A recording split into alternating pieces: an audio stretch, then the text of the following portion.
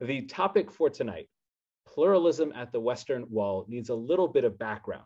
By its very definition, which we'll look at in just a second, defining pluralism is very difficult because everyone comes with a different idea of what it looks like, what it is, and what it should be. So before we even get into our actual topic, I'm going to go ahead and define both what pluralism is and then explain a little bit of the background that led to the conversations and the sources that we're going to look at through the class.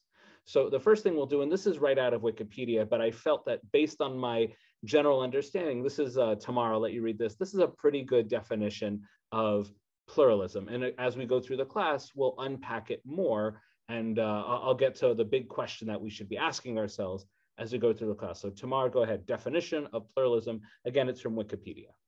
Okay, religious pluralism is a set of religious worldviews that hold that one's religion is not the sole and exclusive source of truth, and thus recognizes that some level of truth and value exists in other religions. Excellent, thank you. So this is a pretty good basic working understanding of pluralism, which is, my religious, Judaism is right for me, but it's not for everybody else. Rabbi Sachs, who we'll come back to at the end of the class, espoused something like that.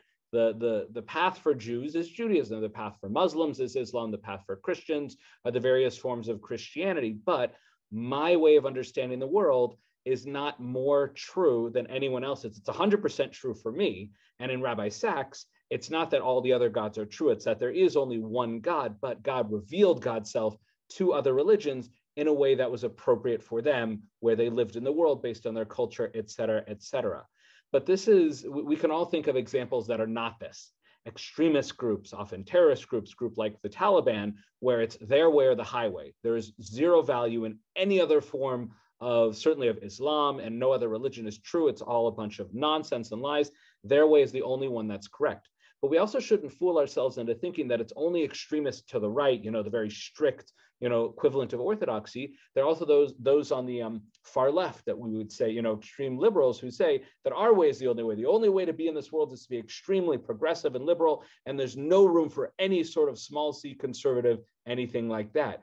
And then anyone who says that the middle path, the moderate path is the only way, those are all failures of pluralism. Pluralism is saying, I think the right way through life for me is to be progressive and liberal, but I respect that for some people being more small c conservative and orthodox, et cetera, to see value in what others have, and not only to respect it, but this is key, to be able to learn from it, to dialogue and say, maybe you have something there that I can integrate. That's a beautiful pluralism, to be able to live next to each other and value what they are teaching in their way of life as much as you value your own, even though you recognize that your choices are right for you. So before we go on, because that's the main topic of the class, any questions on that idea of pluralism? And again, everyone has a certain understanding of what it is. Mostly people disagree about how to live it. What does pluralism look like? But in an ideal world, everyone gets along and says we all have something valuable to learn from each other. Any questions on that? Excellent. So now what I'm going to do is give a background to this class. And from this picture here, you can guess that we're talking about the Western Wall. So I'm going to make the assumption that everyone knows what the Western Wall is, the Kotel, but a little bit of history that people may or may not know.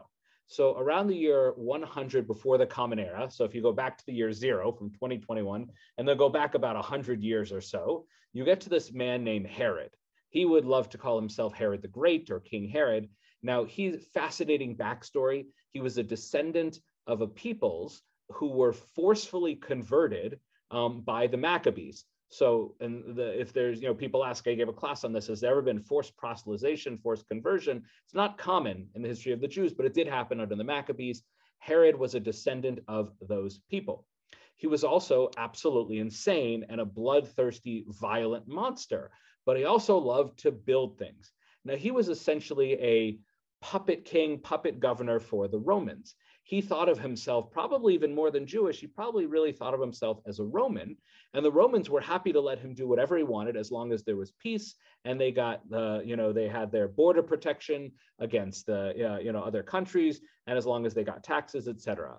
And for a while it was great. And Herod just built and built and built, even if there wasn't any money for it. And one of his biggest projects was to build up the walls around the temple. The Western Wall, the Kotel that we have today, was built, or at least started being built. We don't know if he finished it before he died, at least started being built by Herod.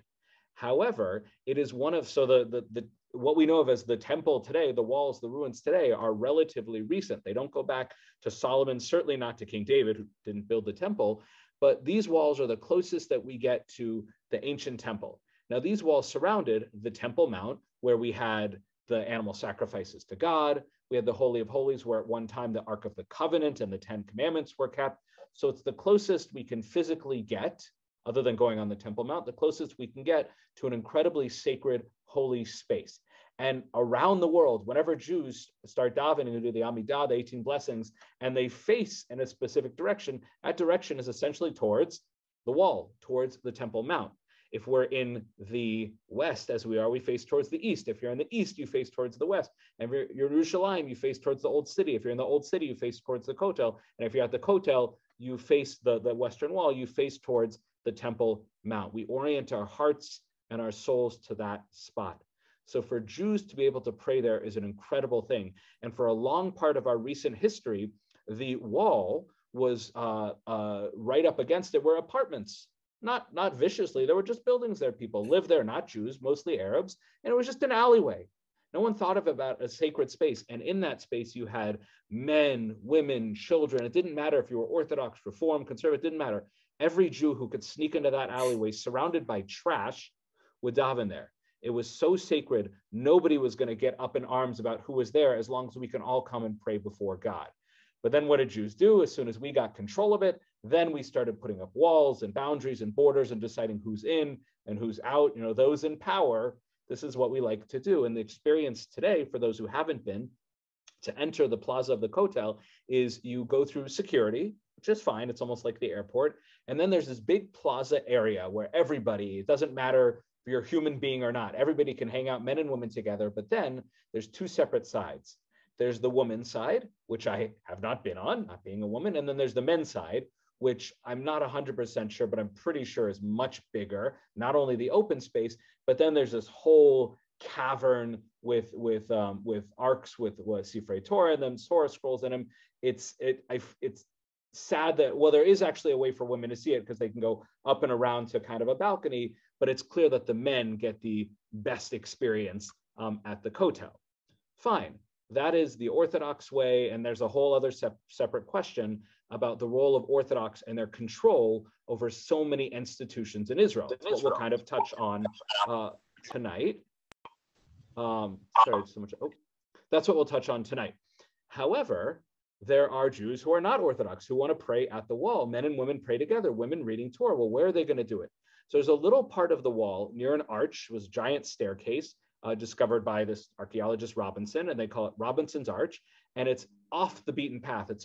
It's against the Western Wall, which goes very, very far. And the decision was that this area is separate from the main Kotel, and that's a place where Jews of all different walks of life, Orthodox, Conservative, Reform, doesn't matter. They can all pray there as they wish. And there's been back and forth about the Orthodox who thinks that's opposed to it. And again, we'll talk about it in this class.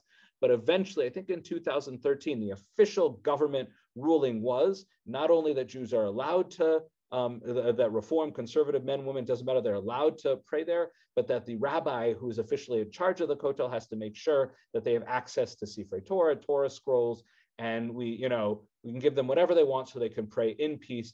Beautiful. Well, unfortunately, as I said, extremists are not fans of pluralism or even respecting or tolerating different views. So there have been a number of incidents over the years where they have protested it, they have gone in there, they have thrown things at the women, specifically the women of the wall who have prayed there. And the things that they have thrown are things that I, as a father of a newborn child, deal with on a regular basis. Fine, well, you have a newborn baby, that's fine to deal with it. But to throw dirty diapers at fellow Jews who are trying to pray to God, I think we can all kind of be on the side of who's in the wrong in this. Well, very recently, in 2021, there was another instance where I think it'll say here, it might have been on Tisha B'Av, I'm not sure if it notes, yeah, on Tisha B'Av, the saddest, most serious day of the year, when a group of Orthodox extremists, whether or not they would identify that way, but Haredim, went on to Robinson Arch and started setting up the separations between men and women, forcefully setting up mechitzot. Now that was shut down, that was stopped, but it reignited the debate. So then what happened is a very well-respected Orthodox rabbi, Rabbi Eliezer Malamed, and it's important to know that he is, well, in terms of his actual observance and his Orthodox outlook on the world, he's, very, very Orthodox and everything like that, but he's also very nationalistic. But he's also a rabbi who recognizes that, well, he chooses to live a very strict life according to Jewish law by trying to enforce that on others and spread hatred against Jews who are different. You gain nothing by it. So he wrote a piece saying, we need to stop fighting with the reform. It's not doing anybody any good. In fact, it makes us all look bad and pushes them away. He got a lot of pushback on being more progressive and how we relate to other groups. And what we're going to look at is some of this back and forth that happens in his writings. We're going to look almost exclusively at the writings of Rabbi Eliezer Melamed, and they're in a newspaper, Arutz Sheva, which, if you know anything about that newspaper, they have a very strong political stance in Israel, what they would call to the right. However, his pieces here could be in any liberal newspaper, and it's quite beautiful what he says, and they'll spark some debate and thinking about what pluralism could be. But one of the questions we're going to ask ourselves, and Irv, I'm going to go ahead and unmute you because I'll have you read first, is what Rabbi Eliezer Melamed is saying. Is it pluralism? And that's a question that we'll ask. Is this what pluralism is, or is he talking about something different? So this first piece here is actually from an article from Jewish Press, and it kind of summarizes a lot of what I've said so far. And then in the next sources, we'll actually look at his direct responses. So, Irv, please go ahead, Rabbi Eliezer Melamed, the Rosh Yeshiva. Okay, Rabbi Eliezer Melamed, Melamed. The Rosh Yeshiva of Yeshivat Har Bracha near Shechem, wrote in Arzuz 7 on Thursday that conservative and Reform Jews must be allowed to pray at the Ezrat Israel section of the Kotel. And the rabbi of the Kotel must take care of all their needs, including providing them with a Torah scroll. So pause there for a moment, just a couple of things. If you go all the way back to the Beit HaMikdash, the temple, there was a main area where only priests could go in, and then an area where only men could go in, and then there was an area where men and women could be together called the Ezrat Nashim, the section for the women.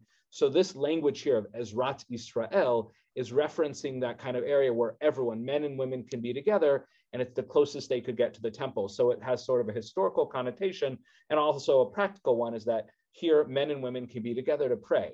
So that's the first thing, is that men and women are allowed. Anyone who wishes to pray there can. But the second thing that he's very clear is that the rabbi of the Kotel needs to take care of all their needs, not just giving them a Torah scroll. And that's one of the biggest issues of the Haredim is women reading Torah, which it's really not that bad at all. And a long time ago, historically, it probably was fine. But he says anything they request, we need more tables, we need more taluses, we need tefillin for women to put on. The rabbi of the Kotel needs to care for their needs as much as the ultra-Orthodox guys who are on the regular, the main side of the Kotel.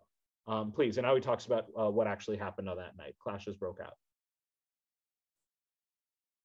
I'll go ahead.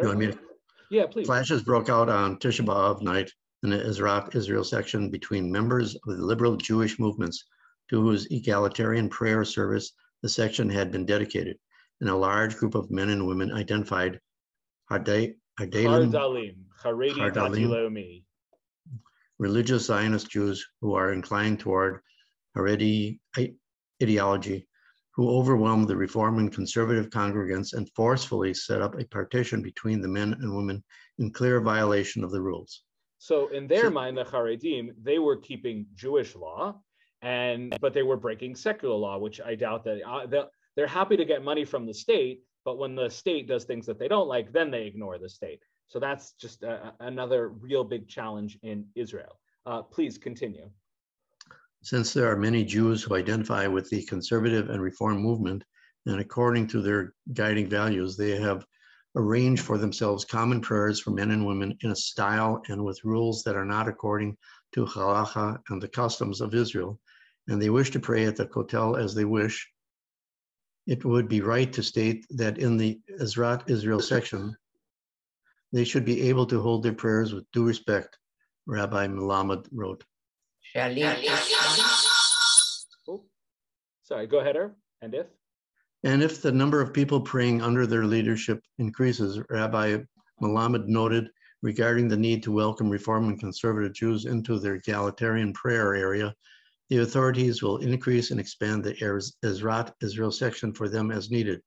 And the members of the religious and Haredi communities who observe the laws and the customs should not be sad that members of these movements come to the Western Wall, but rejoice that more Jewish brethren are connected with the area of the temple and more brethren want to pray to our Father in heaven. And they should look favorably on the fact that even though we disagree with their changes in the halacha, we know how to respect and appreciate all the good things in them. The sanctification of the name is bigger than the desecration of the name. So pause there for a moment. So there's a couple of things that we should point out here. So one of the things he says, and this going back to that paragraph, since there are many Jews identify, and the majority of Jews are not Orthodox, that's just a fact of it. And he says, it's interesting his language. He says they've set up prayers for themselves that are not in accordance with halacha and the customs, the minhagim of Israel. So he's saying there that according to Jewish law, what they do is not according to Jewish law. So what he's implying there is that there is a correct way to follow Jewish law, and they're not doing it. So he's not going to claim that what they're doing is kosher according to Jewish law. And we'll come back to that idea, and again, in our conversation about what pluralism should look like. However, he says they should still be, and because they're not doing it in accordance with Jewish law, we do not allow them to go into the main section of the kotel, which is governed by traditional, according to him, traditional halachic Judaism, Jewish law. But we do have an area for them where they are allowed to do this. So what they do is not according to the law, but there is a space for them to be able to do what they want. That's the first thing. But he does say, look, they're going to keep davening, and we need to make sure there's a space for them. And in fact, we should be happy because there's two ways to look at it. This is horrible that the Reform and the conservative having women read Torah on the one hand, or on the other hand, oh my gosh, look at how many women are reading Torah. Look how many services they want to get together. Every one of these Jews is not a Jew desecrating the name. And that's what he says here. Where's that sentence there? The sanctification of name is bigger than the desecration of the name. There's a little subtle jab there. The name there being the name of God. So if somebody a Jew goes on television with a kippah and peyot and everything like that and says, I'm going to enjoy this pork sandwich while I'm bowing down to an idol. That's like spitting in the name of God and the people of Israel. But if that Jew then donates $20 billion to help Israel build up and feed their home, and something like that, the question is the horrible thing they're doing as bad as the good thing they're doing? So lahavdil, that's not a good example here. He's saying, look, they're not following Jewish laws, I understand it, but they're praying, they're reading Torah, they're getting people together to put on tefillin and say blessings. And the more Reformed Jews that do it, forget that they're Reformed. More Jews are praying. That's how he wants to see it. Now, this is an important thing that I've heard from very liberal rabbis before. Would Rabbi Melamed prefer that these Reformed Jews would choose to keep kosher, keep Shabbat, pray with a separation of men and women? If you asked him, I imagine his answer would be yes. Of course, I'd prefer they kept all this. But I'm also happy that they're keeping anything. And we'll come back to that idea because he says it very explicitly later. So any questions before we finish up this first section? And everything that is from this point on is actually a direct quote from one of his articles that he posted online. Yes, Ken, I am unmuting you. Just got to click on your side. Go ahead, Ken. Irv, thank you for reading. I forgive my ignorance, but if I understood correctly, you said that the wall, where all this controversy and this we're focused on that's taking place, was built by Herod. It was, in other words, it surrounded the temple. The temple, wherever it may be hidden under earth somewhere, is not that's by Herod, who was not necessarily a great guy. So this is like a tempest in a teapot in a way. So that was one of the reasons I started with that story about Herod being this insane. I mean, he was a monster. He killed his family left and right to get more power. Now, that does not take away from the sanctity of the temple itself, because the temple is the temple. And, King Solomon had many flaws to his name, and he built the first temple. It was still an incredibly sacred place. King David, he didn't build the temple, but King David had plenty of sins, but we still pray that the Mashiach will come from him. So in Judaism, we can live in that tension of somebody who's very bad can also do something good, to that classic question. Doesn't mean we have to think of him as a good person, but maybe your point is like, why are we treating this was so fighting over something that's just a wall that some crazy guy built? And politics is a huge part of it. I think there's two things. Regardless of who built it, it is still adjacent to the Temple Mount. It is still close as can be to one of, without question, a sacred spot that God chose for us. So even if the walls had been built by the Crusaders or some other religion whatsoever, it wouldn't take away from the fact that that is the closest place that it is appropriate for a regular Jew, not a Kohen, but for a regular Jew to go up to. So it's not about Herod, but the flip side of it, like I said, when it was an alleyway with trash, nobody cared about who davened there, but the second we had control. So this is a microcosm of a much bigger issue in Israel about who controls all of religious life, weddings, conversions, etc.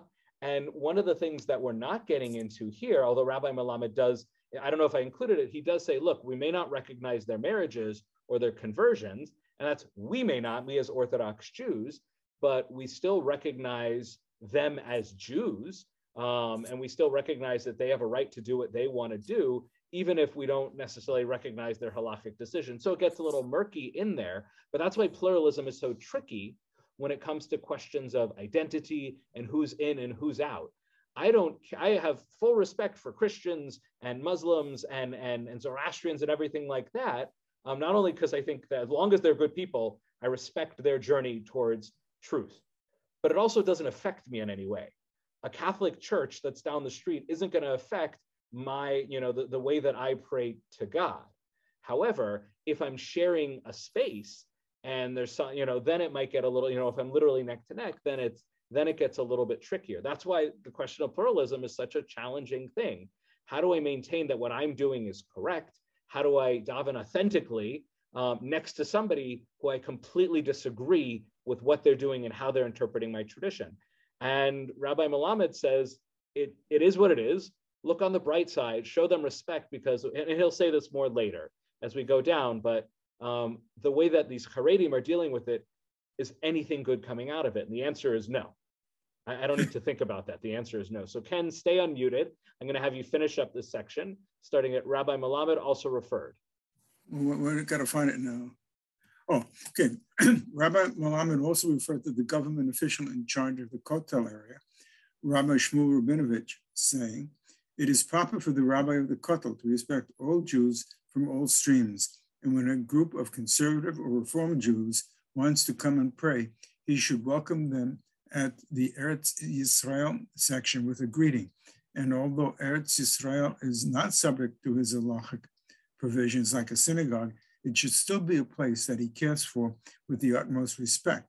In other words, even though he will not pray with them due to his halachic observance, he should be very happy when they come to pray at the Kotel and encourage them to visit the Kotel regularly and in as large as possible groups." Finally, Rabbi Melamed believes it is the role of the Kotel rabbi to reassure the people who want to quarrel to concentrate on their own prayers out of love of Israel, and he should direct the women who want to read the Torah on Rosh Chodesh to Eretz Yisrael and will take care of all their needs with dignity. And if there is a fear that various Jews will seize the Eretz Yisrael section, while conservatives or reformers want to play, he should direct them to other parts of the Kotel so that all Jews can feel like God's beloved sons at the Kotel. So there's a couple interesting things here is in the mind of Rabbi Melamed, and maybe this is how it's seen, for the rabbi of the Kotel, Rabbi Shmuel Rabinovich, the Kotel, the traditional one, is basically his shul. It's a giant shul that he's in charge of. There's a lobby where, of course, men and women can talk before they actually go into the sanctuary. And in the sanctuary, it's an Orthodox shul. don't have to be Orthodox to enter there, but you have to respect their custom and practices. But this other area there, it's not his shul. It's no more his shul than Lake Park is his shul, or a Reform or a conservative shul is his shul. However, they are Jews that have needs, and he should respect that when a Jew says, I want to read Torah, he should make sure that happens. And when a Haredi Jew wants to say, I'm going to go burn their shul down, he says, no, go play with your firecrackers over here instead. But redirect him and says, trying to kill other Jews or attack other Jews or force your will on other Jews, again, is there any good that comes of it? No. In fact, it's quite the opposite. It backfires dramatically. And he says, focus on something more constructive. Now, this is again, it's a summary from a paper, but it's a great summary of Rabbi Melamed's initial opinion, which again, if we picked apart, there's still the question, is what he is talking about truly pluralism, or is it something else? Regardless, this is, for an Orthodox rabbi, quite progressive, quite beautiful, and very positive and forward thinking. Whether or not it's perfect, it's really nice. But you put anything out on the internet, and what happens is people rip it apart. And I don't know if he got death threats, chas v'shalom, but he got a lot of responses. So on his Facebook group, you had every single day, Rabbi Melamed responds, Rabbi Melamed responds. They're all based on his the original Hebrew pieces in Arut Sheva. So these translations are from his website, the official ones. And it's really good translation. A few sentences, though, the person there is not a native English speaker, but this is a selection of his responses. And some of them I included the original question, and some of them you can kind of intuit what the person was asking. And some of the questions were sincere, but some of them were probably pretty nasty. But he realized that his role as an educating rabbi is to respond and to educate. And I didn't include every single thing he said, but I think we can get a really good idea of his views and his thoughts and his philosophy by these pieces. And one thing that he will mention, but I'll point out here, is he was heavily influenced by his father's teacher and his teacher's father, Rabbi Avraham Yitzchak Cohen Cook, who was the first rabbi of British Mandate Palestine. It was also a traditional Orthodox rabbi with some very beautiful progressive views about how to relate to non-Orthodox Jews for the sake of all Israel, because Orthodox or not, they're still our brothers and sisters. So that's something that is behind all of his philosophy. So Shelley, I'm going to go ahead and unmute you. And again, this section is like I'm not including it all, but it's basically a question that he actually got, and then he responded to it. So you can see that this was an early piece where he said, following my remarks in the previous column, he was referring to, something earlier, the one that the newspaper referred to. Go ahead, Shelley. Following my remarks in the previous column about the loving and respectful attitude towards every Jew, including conservative and Reform Jews, and about the respect they should be given when they come to pray at the Ezrat Yisrael section of the Western Wall, some people asked, what is the limit? In other words, is there no fear that an attitude of respect will give them recognition and cause a blurring of the Torah position? Pause there for a moment. I won't go into so many details, but there's a famous story that one of my rabbis told me. One of the biggest issues in Jewish marriage is that when a man and woman want to get divorced, the man has to give permission. The woman cannot be freed to remarry unless the man gives her the divorce document. So there have been all kinds of attempts to try and protect the woman and force the man to do it. So one of the suggestions was that in their ketubah, which is really like a prenup, it's not really what makes them married, there should be a line that the man agrees to, saying that if they get divorced, the man agrees and signs that he will give her the get. Now, the story is that two famous Orthodox rabbis, one Ashkenazi, one Sephardi, agreed to it. And then at the last minute, the Sephardic rabbi said, I don't think I'm comfortable with this. And then there was a conservative rabbi there, and he went ahead and did it anyway, saying, I'm not going to wait for this politics and this nonsense. Again, whether or not this is true, it's a perfect example of what he's talking about here. And then the response of the Orthodox rabbi, according to my rabbi, was, damn it, they did it, now we can't do it. In other words, now that the conservative movement has done something, even though I thought it was perfectly okay, I can't do it now because then everyone's going to call me a liberal conservative Jew. So there was this fear for decades that doing anything liberal or progressive would make it look like we're saying that Reform and conservative are okay, it would legitimize them. Now, in the 21st century, the year 5782, The Reform and conservative movement don't need the legitimization from the Orthodox world. They're fine. They don't need us anymore. The Orthodox world is the tiny world. So the Orthodox world needs to do what is right. Nothing they do is going to have any effect on the conservative or the Reform world. But that's exactly what this person is saying here. If we do anything that even smells or hints of any kind of progressive, it's like saying Reform and conservative are fine. No. Conservative and Reform don't care what you have to say. What people care about is what's the right thing to do. So he continues, answer, please. Answer, indeed, there is a sharp debate between us regarding the foundations of emunah, faith, and the Torah, expressed mainly in relations to halakha.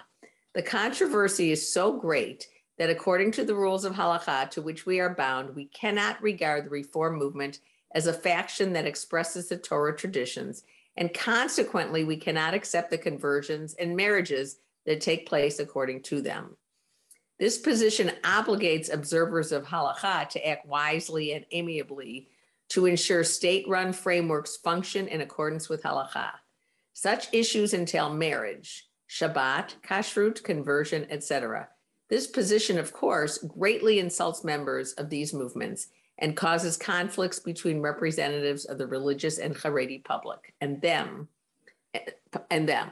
Precisely because of this, we must strive as much as possible to make peace with them, to see all the good in them, and search for ways to express the brotherhood, partnership, and destiny we all share. So this is really interesting. I said one of the questions we're asking ourselves is Rabbi Melamed talking about pluralism? Well, after reading that, not really. He's saying very explicitly, he's saying, look, Reform and conservative Judaism, they're not Judaism. They're not a valid expression, Yemenite Orthodoxy and Moroccan Orthodoxy, they're all totally Sephardic, that's all totally valid. Reform and conservative, that's not really a valid interpretation of the law. And because of the not valid, we cannot have Reform marriages, we can't have Reform conversions, we can't have Reform kosher restaurants, because it's not really kosher, it's not really a wedding, it's not really a conversion. But he's very aware that that's going to really tick them off. And he knows that that already creates massive amounts of fighting between them. And he says, despite that, in areas where we don't need to fight with them, where they have a separate section, it's not our shul, it's essentially a public place, let them do what they need to do. It's lovely that they're praying to Hashem. Let's respect that. Let's celebrate what they do rather than hate them for what they don't do. But regardless of the beauty of that position, he says, but look, they're not really Judaism, so I just want to get that out of the way. So this is not to attack Rabbi Melamed, it's to understand where he's coming from. And this often informs a lot of the Orthodox opinions, which is Reform Jews and conservative Jews are Jews. We love them, but at the end of the day, we want them to keep a valid form of Judaism. And that phrase there, a valid form of Judaism, is so key to understanding where these Orthodox Jews and some of the most liberal progressive rabbis, the most progressive rabbis, who in areas of Jewish law say we can be more lenient because we can. If you ask them if Reform and conservative are legitimate forms of Judaism, they'll probably say no, and they hope that Jews start keeping kosher. So before we go on to the next section, any questions up until now? Excellent. Shelley, you want to take a little bit more? This herald them with respect. He goes a little bit more into what this kind of respect and also what the basis for it is. I didn't include all the verses he quoted, but he really, hating other Jews and treating them horribly is really against the Torah in his mind, and I quite agree with him. So please, Shelley, herald them with respect. Accordingly, we have learned in the Torah that along with the mitzvah to admonish a Jew who has sinned, there is a mitzvah to love him and not hate him. As the Torah says, do not hate your brother in your heart. You must admonish your neighbor and not bear sin because of him. If this is the case toward an individual, it is even more so the case towards movements of Jews, since the enmity that may result from this is doubly severe. Yeah, if all of Reform Judaism is just attacked and it's illegitimate, it's going to trickle down. And considering the hundreds of thousands, but the many, many, many thousands of Jews who are Reform, that would be alienating a majority of Jews. And there's nothing, not only is there nothing good that comes from that, there's only bad that can come from that. But he still is very clear. He says, look, if they would listen to me, I would tell them that their way of keeping kosher and their choice to eat pork is not in line with the Torah, not in line with the development of Jewish law. It just isn't. And there are many Orthodox, and even for myself as a rabbi, if someone drives to my synagogue, I love them, I say good Shabbos, but if they say, Rabbi, is it permitted to drive to shul? No. And I say that with love and respect. That's why I say, don't ever ask me questions you don't want to know the answer to. And I'm not the only Orthodox rabbi who says that. Susan, I'm going to go ahead and unmute you. This next section here is really powerful because it's really a dig. And many, even though he's saying, look, we don't respect, or not respect, we don't recognize Reform and Conservative, he's not really attacking them per se. He's saying, look, we all know what Reform and Conservative are. But he does really go on the attack here in this next section. The question should be reversed. Please, Susan. However, in truth, it is worth asking those who are not willing to respect the members of the conservative and reform movement, what is their limit to the controversy? We need to learn from the experiences of the Haredim who failed to put a limit on the controversy and it is now devouring them from within. Pause there for a moment. The section I brought out here is he talks about some rabbis that, you know, are not necessarily well known, but he doesn't tell the whole story. He basically says there were some rabbis of the yeshiva and some people disagreed with them and they were afraid to go out in the streets that they would get attacked and people were saying horrible things and cursing at them just because they disagreed with their opinion because they had no limit to how far they would go when they disagreed with somebody. So, but then he picks up in the past. In the past, they were content to despise only Zionist rabbis. But today, the situation is that the majority of rabbis and revered Admarim. Admarim is an acronym for, you know, like great Torah leaders. Okay. Cannot the majority. Okay. Yeah. I was trying to go back to the beginning of the thought. They cannot walk freely in the streets, yeshivas, and synagogues in which members of the opposing camp are present, lest they harm them. This has not yet reached the national religious public, but there are tzaddikim who want to copy this evil holiness to the religious public as well. So you have Reformed Jews who women are reading from the Torah. Oh my God, what a horrible thing. That's so disgusting. I'm going to go out and pour bleach on this Jew because, you know, he thinks that, you know, we should read the Torah starting from this verse instead of this verse, or that Israel is the Jewish home country. Some of the issues are big, but again, the things that they're doing are far more disgusting, far more evil. And he's saying probably some of his colleagues, like he's an Orthodox rabbi and he probably knows other great rabbis who think that they should go out there and spit on the face and throw filthy diapers at, you know, Reformed Jews. And again, in the grand scheme of things, talking about what God wants from God's Torah, what do you think God's going to be more angry at? A woman reading Torah or Jews throwing dirty diapers at innocent people who are just trying to connect to God? It's pretty clear in his mind. So he goes on in conclusion. In conclusion, in our current state, we must be much more careful about sinat chanim, which means baseless hatred and controversy, than about the fear of giving respect to Jews who are not properly Torah observers, and even act adversely toward us, with no limit. When no limit is placed on disputes, the road to uprooting derech eretz that precede Torah and uprooting the foundations of Israel's Torah and its virtue is short. In other ways, it's we can disagree with them, but when it turns into this vitriolic, violent, disgusting, you know, way that the Haredim are treating not only non-Orthodox Jews, but even each other, it undermines everything they think they're doing. If they want to create a kadosh, beautiful, godly world, they are not creating that. They're creating they're dragging the name of God through the filth and the mud. And that is much, much worse than women reading Torah and men and women davening next to each other, which in fact, if you read the Talmud, there are even bases and arguments for it. Even though they're not accepted and not mainstream in the Orthodox world, the fact that there are opinions in the Torah that it can even be done and that they are so opposed to anything that doesn't look like them, that they will threaten their very lives, that's much more damaging to the Jewish people. So when he says, I don't recognize the interpretation of Reform and Conservative, that's a powerful statement. And can be very insulting, very painful, Reform and Conservative. But he says, look, that's the reality of how Orthodox Jews, and that's a separate important conversation. but you Haredim, you monsters, you disgusting, look what you're doing to the Jewish people. That's who his attack is on. It's not just about defending Reform and conservative, it's coming down hard, as I agree with him, as he should, on not all Haredim. Most Haredim are probably wonderful, sweet, righteous people, but the ones who force their will in horrific ways are, again, they are a greater disgrace of the name of God than women trying to read the word of God, of Torah. And to me, it's, to us on the class, maybe that seems obvious, but his point is it's far from obvious to these camps. And one of the questions I always ask when I read these more progressive things is, who's he talking to?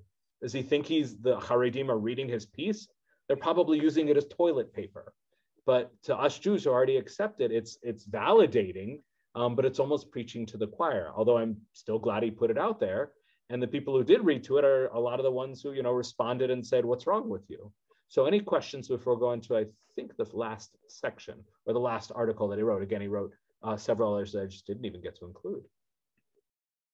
Pause. If there are any questions, beautiful. Okay, excellent. And we have other people who joined the class. Wonderful. All right, so Irv, I'm going to bring you back in again. All right, so this is, again, another section where, again, you can see that he got specific questions. Rabbi, how can we work with the reform? Because X, Y, and Z. So this isn't just about, a lot of this has been about the Kotel in Israel, but some of this is just the general question about how Orthodox Jews understand and relate to Reform Jews in general. So even though, as we've seen, it doesn't look like he's really talking about pluralism, he's really starting to get into why. Why is he not pluralistic? And some of the things he's going to say make you think that he's more open to a pluralism light than not. So the first section, or one of the sections I started with, is he talks about this thing about heresy. So a heretic should be pushed out of Israel. A heretic is no longer considered a Jew. Part of his argument is Reform and conservative Jews are still Jews, but heretics, who, whatever their definition in, is not. So he goes ahead, the most severe claim. The most severe claim was that Reformed Jews are minim and thus removed themselves from Chal Yisrael, and a bitter war must be fought against them. One of the prayers, the blessings in the Amidah, the Shemona Esrei, the standing prayer, is against the heretics. So at the time, how we understood what the heretics were, he's actually going to hint here at what the heretics might have been when the Amidah was written. But again, the heretics, if someone's a heretic, they're not a Jew anymore. A man wouldn't count for a minyan. The child of a heretical woman wouldn't be considered a Jew. It's a really harsh sentence to put on another Jew. So here's how he responds. And he gets into things that might be uncomfortable for different ways, but he's trying to get to a good resolution. So please, Irv.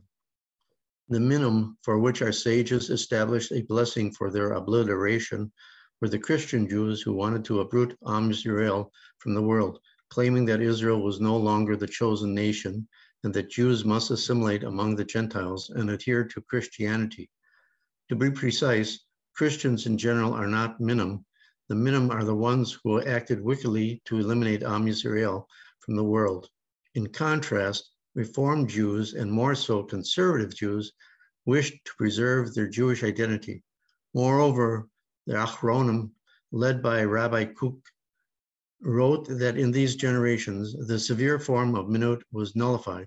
So a few things here. So this is the first time we've seen him reference Rabbi Kook. But again, Rabbi Kook, his philosophy is all over here in a very beautiful way. But Rabbi Kook said this kind of heresy, we don't even recognize that anymore. No one's a heretic like that anymore. Now, again, someone who is Christian might look at this and debate and might find it deeply offensive, but he tries to say, look, it's not about Christianity. He could easily have said the Greeks or Muslims or any other religion or Hinduism that were actively trying to basically convert Jews. So an interesting question would be Messianic Jews who are indeed born Jewish, but they're actively, there's no such thing as Messianic Judaism. It's not Judaism, it's Christianity. It was created by evangelical Christians. And I have no problem with evangelical Christians, but Messianic Judaism is a bad thing. It's attempting to convert Jews to Christianity through a very deceptive backdoor way. Now, individual Jews who join it may not know that, but as a movement, it might be this kind of heresy. But to say that Reform Jews are heretics or trying to convert Jews to being not Jewish just because they choose themselves to not be observant is a complete misunderstanding of what the rabbis were concerned with. Not even like, oh, the rabbis back then might have called reform. We're not even being lenient here about it. I believe that there's zero chance that the rabbis of the Talmud were thinking about Reform Judaism.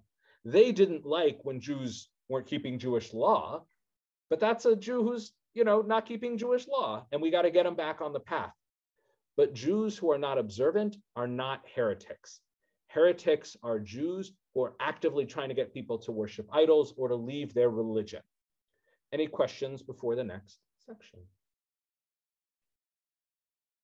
Excellent. So they are not heretics, and that's why is that really important? Because they're still Jews, and we need to treat them as Jews. Shelley, for the next section, this has been a common argument here, and again, it's another attack on reform, and in many ways this would apply to conservative Judaism, although at some point he does say it there, how conservative, capital C Judaism is not as problematic as reform in his eyes, but he makes a distinction, or he says a lot of people make a distinction, say, oh, the average Reform Jew is ignorant, they don't know what they're doing, they're not raised with education, we should love them because they're just ignorant, and as soon as they see the light, they'll join us. But the leaders, they're the ones who are trying to lead people astray. That's not what Rabbi Melamed says. That's an argument that many people make with Reform Judaism. It's not the Jews, it's the founders of Reform Judaism. They're the real monsters. So this is what he has to say on it. Go ahead, Shelley. Differentiation between the leaders and the public. Some people argued that Jews who are members of the Reform movement should be treated with love, but the movement itself must be bitterly fought and its leaders and representatives should be boycotted, at least publicly, so as not to give them any status or recognition. His answer here, I've never heard this. And again, even though many people may not be happy with how far he goes and disagree with some of his things, I love what he does here because it's part of my philosophy. And I think it's a very positive, constructive way to relate to Reform rabbis, who many of them are my colleagues and friends. Please answer. So the opposite is true. The leaders and representatives are more committed to their Jewish identity and to their people, and thus deserve to be respected more and not less. In addition, the majority of Jews who are members of the Reform movement do not understand such a differentiation, and even the conservatives who are closer to us, when they hear that their leaders and representatives are being fought against and that their movement is not Jewish, they understand that observant Jews have dismissed them from Klal Yisrael. Thus, the talk of boycotting the movement and its leaders effectively uproots the mitzvah of Ahavat Yisrael, which is a great principle of the Torah, and strikes like a sword into the heart of the nation. And Ahavat Yisrael meaning loving one's fellow Jew. So it's fascinating what he does here. The last thing he does is saying, look, if we we say to the Jews in the shul, you in the pews, you Reform Jews, you're fine, you don't know any better, but your rabbi, she's a monster, she's a heretic, she's an idolater. That's gonna backfire even more, because then we're gonna say, how dare you attack our leaders? It's gonna rally everyone around their leaders and just turn people against Orthodox Jews even more. But the other thing he says here is, rather than approach it as, oh, these Reform rabbis are trying to lead Jews astray, no. Their goal is not to destroy Judaism. Their goal is, and many of the Reform rabbis today did not create Reform Judaism. They either grew into it or they were raised in it. And their goal is to guide Jews through a Jewish life. And this is true of pretty much every congregation. The rabbi is always, more observant than the congregation. That's true of many Reform rabbis. Reform rabbis are often more observant, whether or not they're keeping Shabbat and Kashrut. They live a much, richer Jewish life to inspire their fellow Jews to take up more and more. Maybe it's not orthodoxy, maybe it's not everything, but at the end of the day, their leaders are trying to create a Judaism that people can connect to where they are. And if they say, well, is the Judaism that they're created halachically valid? That maybe is not the right question to ask. The right question to ask is, are they trying to connect to God and God's Torah, however they understand it? And Rabbi Melamed says, yes, they are. Would I like for them to pick up the Shulchan Aruch and try and keep it in that way? Of course I would. But they're never going to learn the Shulchan Aruch unless we become friends. And they're willing to come spend a month at my yeshiva, and we talk and we argue and we have a relationship together. But if we receive Reform rabbis, as one of my teachers said, Reform Judaism is the ultimate safety net. I don't know if Reform rabbis would see it as that, But in many ways, there's a lot of truth to that. For a lot of Jews, that's either no Judaism at all or Reform Judaism. As a fundamental philosophy of how to approach the Torah, do I agree with it? Does Rabbi Melamed agree with it? No. But as a form of trying to bring Jews and keep them in Judaism, is it doing that? Yeah, it is. And not all Orthodox rabbis would agree with that, but it's very powerful that he did say that. Any questions up until now? Yes, Irv, I'm just gonna click. You guys gotta click on your side to unmute, and I'll let you know when go for it, Irv. Did this issue between the Orthodox and the other branches of Judaism exist before the 1800s, when there was this division, and seemed to me, and Zionism that started in the 1800s? No, it's an interesting question about, there's always been infighting between different Jewish groups. The way we have it today about Reform versus conservative Orthodox, no, that is post-Enlightenment, the rise of the Reform. One of the greatest modern Orthodox rabbis is this 19th century German rabbi, Rabbi Shimshon Raphael Hirsch, and he was had beautiful Torah and one of the best commentaries. But every once in a while, his commentary, he had something to say about the Reform, and you don't want to read those sections. Even if you disagree with the Reform, you want to skip over those sections. So the hatred, and Rabbi Melamed actually took it out. He does talk about how early on there was this active war against Reform, and he says that in the beginning, there was a real chance that Reform Judaism could have been stopped in its tracks. But now it's, I didn't include it here. He literally, at least the translation, uses the word fait accompli. They're here and they're here to stay. So how do we deal with them? We remember they're Jews, and ultimately they're just trying to live their best Jewish life, and we respect that. Will we love for them to keep Jewish law? Yes, but they're still our brothers, and they're not going anywhere, and there's way more of them than there are of us. So your question about, is this relatively recent? Yes. The modern thing about the Reform movement and then the conservative is even younger, really growing up more in the 20th century. And conservative Judaism and Orthodoxy were really, really close. Conservative probably was considered a form of liberal Orthodoxy until maybe the 40s or 50s when they started to split away. But Jews have always found some way to have a group that's wrong and out and are called heretics. It goes back to the destruction of the Second Temple. The Romans probably could not have defeated us and would not have destroyed the Second Temple if we weren't having so much civil war and infighting amongst ourselves. So your statement is correct, but it's part of a bigger issue, and not just the Jews. Everybody has to find an other to pick on. But a very good question and point. Excellent. Any other questions before we finish up with Rabbi Melamed? And then one last very short source. Excellent. Ken, I'm unmuting you. And so this last section here, I think I don't know if I mentioned it, but I sort of mentioned this, is that the claim that Reform Jews are actively trying to destroy Judaism by forcing people to assimilate. And again, from the outside, with the great number of intermarriage, it might look like that to Orthodox Jews. Reform Judaism's goal is to end Judaism. That's the claim. So go ahead, and it's not, but he'll respond to it. Go ahead, Ken. Assimilation is encouraged. Some claim that Reform Jews encourage assimilation because, after all, they are willing to marry a Jew with a Gentile, and therefore they are the greatest enemy of the Jewish people.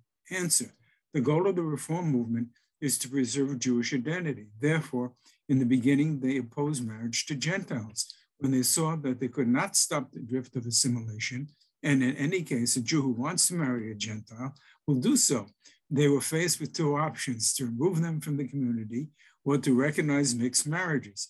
They chose to accommodate intermarriage and add them to the community. Obviously, according to halacha, it is forbidden to consent to intermarriage, and anyone who has not been converted according to halacha is not a Jew. However, they cannot be said to encourage assimilation.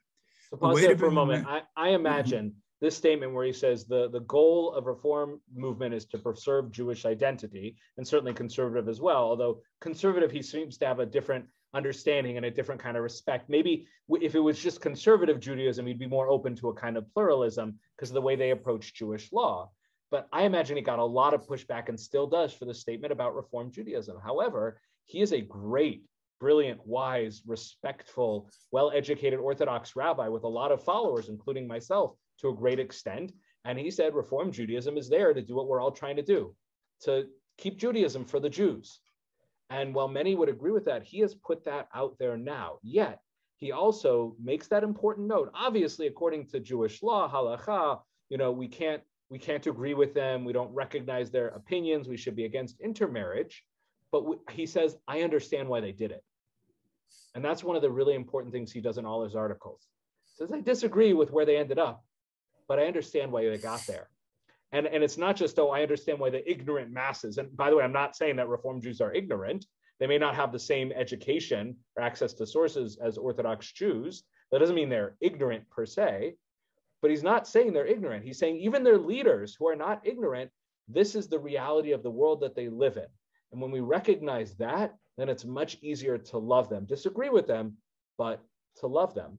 And that leads to his final piece, which in many ways is a conversation going back to the book of Ezra and Nehemiah in the Torah, where when they came back after the destruction of the first temple, lots of Jews who were in Babylon intermarried. And Ezra and Nehemiah were punching them in the head and ripping out their hair and screaming at them, get divorced now, these are not valid marriages, start speaking Hebrew. Nobody listened to them. They said, this is the world we live in, we intermarry. We speak the native language here. We don't speak Hebrew anymore. And Ezra and Nehemiah said, deep breath, okay, we have to approach this differently. And that's not a direct quote here, but this philosophy is the same of the book of Ezra and Nehemiah. The way to bring the masses of Beit Israel to become stronger and keeping the mitzvot according to halakha, and again, that is ultimately his goal, is by studying Torah and education and not by quarrels and violence. And that's common sense. That's a duh thing. With the Haredim are so caught up and so blinded by their hatred that they either don't care or they're convinced themselves that it's working when it's very much not. It is worth adding that sometimes when we fail to educate, from heaven we are challenged with difficult struggles so that we are forced to improve our ways until the light of the Torah shines once more and we will all repent. So now he's speaking to his fellow Orthodox brothers. You keep doing this disgusting thing with the diapers and calling them heretics. Well, you know what? God is going to make sure that the problems keep happening until you realize that the pathway to Judaism and to bring Jews back to Judaism is not hate but love. And Rav Kook, Zatzal, may his memory be for a blessing, that was absolutely one of the biggest parts of his philosophy. The way to connect to other Jews is with love, not with hate. Did he want them to be observant? Yes. And that influences my personal philosophy as well. But it doesn't mean, and I think he says this as well, it doesn't mean he's out there judging them all as monsters and saying, oh, you ignorant fools, how could you be living this Judaism? I understand where you're coming from. And I hope that I can inspire you to choose to come closer to a life of observance, which again, that may not be what pluralism is. So now we go to our final source here. So Rabbi Jonathan Zaks, also Zatzal, who passed away very recently, right in his book, One People, talks about pluralism versus something else. So here's what he says. The difference between Jewish inclusivism and pluralism is this. Inclusivism asserts that there is an authoritative set of beliefs that constitute Jewish faith. There is a right way to do it. It involves, among other things, belief in the divine revelation of the Torah, the authority of rabbinic tradition, interpretation law, et cetera, et cetera. Inclusivism preserves orthodoxy while not excluding the non-Orthodox from the covenantal community. A Jewish pluralist, on the other hand, would argue that liberal, reform, conservative, and secular Judaisms are equally legitimate ways of understanding the Jewish destiny. None is in error. Rabbi Melamed is not a pluralist, according to Rabbi Sachs. And I think Rabbi Sachs' interpretation here is quite apt. I think it's a very good read and understanding of pluralism. Rabbi Melamed does not see all of the other denominations as valid. He sees the Jews as valid, and he understands why they're doing what they do, but ultimately, it's not a valid form of Judaism. However, Jewish inclusivism, the question is that a step towards pluralism, or because of its definition as being, there's only one right way, that there's no room for pluralism to ever happen?